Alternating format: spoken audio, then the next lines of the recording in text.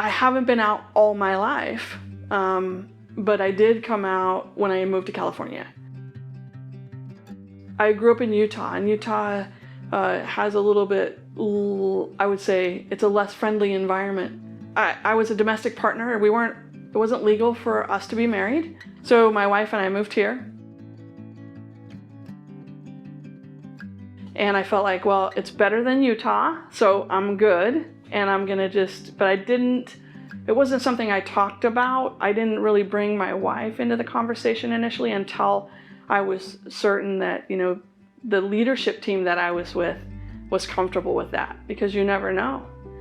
It's hard to work somewhere for 8 hours a day or 10 hours a day and not be able to be authentic to who you are. So when I came to Dignity, my wife and I were married, and I made a decision that I wasn't going to come into a new place and not just be who I am. I am out and proud, and I love my wife. From the minute that I started working here, I was accepted, and my wife was accepted, invited, to events that occur both within the leadership team and my own team. It's never been a question, so I've always been just really accepted, because people genuinely are kind, and I'm not feeling like I'm an outsider. I feel like I'm a part of the team.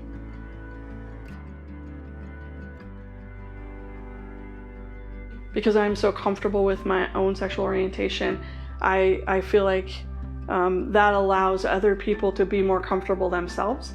And I have had a few situations over the course of my career where my ability to stand in front of that, or to not have that be something I'm embarrassed about or don't want to talk about, has allowed them to feel more comfortable. And knowing that they had a leader who was sort of in support or understood that they weren't going to have to worry about that.